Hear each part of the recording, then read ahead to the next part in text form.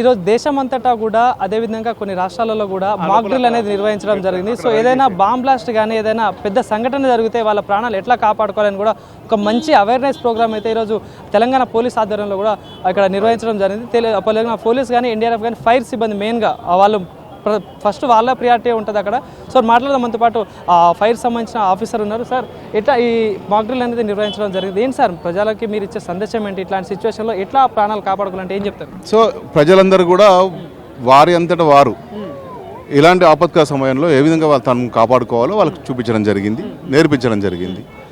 అదేవిధంగా వారంతటా వారు సొంతగా పక్క వాళ్ళకి సాయం చేయడం కూడా నేర్పించడం జరిగింది. అందుకే ఇప్పుడు మనం చేసినటువంటి అపార్ట్మెంట్లో వారు వ్యక్తిగతంగా వారిని కాపాడుకుంటూ వారి పక్క అపార్ట్మెంట్లో ఉన్న వాళ్ళని కూడా తీసుకురావడం జరిగింది కిందికి. సో అది మేము నేర్పించాలనుకున్నాం, అది మేము సాధించాం. సంతోషం. చాలా రోజుల తర్వాత కూడా కొన్ని సంవత్సరాల తర్వాత మళ్ళీ మాక్ డ్రిల్ అనేది నిర్వహించడం జరిగింది. డ్రిల్స్ అనేటివి మేము ఎప్పటి నుంచో చేస్తున్నాం, ప్రతి సంవత్సరం చేస్తున్నాం, ప్రతి ఫ్రైడే చేస్తున్నాం. అందులో భాగంగా మనం దాదాపుగా 4500 మాక్ డ్రిల్స్ నిర్వహించడం జరిగింది ఈ సంవత్సరం. పోయిన సంవత్సరం 8300 మాక్ డ్రిల్స్ చేస్తాం. సో దాంతోపాటు ఎక్స్టెన్షన్గా ఈసారి సివిల్ డిఫెన్స్ ఫోర్స్ అయినటువంటి ఎన్సీసీ వాళ్ళని కానీ ఇతర ఇంకా విభాగాలను కలుపుకొని చేయడం జరిగింది. సంతోషం.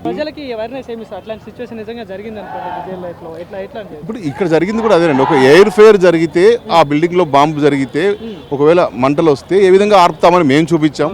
అందులో వాళ్ళు కింద పడిపోతే ఏ విధంగా తీసుకొస్తామో చూపించాం. సో రియల్ లైఫ్లో కూడా మీరు చాలా రిస్క్ తీసుకున్నారు సార్, మీ ప్రాణాలు కూడా లెక్క చేయకుండా ప్రాణాలు కాపాడుతూ ఉంటారు ఇట్లాంటి ఇన్సిడెంట్ జరిగినప్పుడు. సో ఏం చెప్తారు సార్? ప్రజలను కాపాడడానికి మేము అందరం ఉన్నాం. సో మా డ్యూటీ మేము చేస్తాం.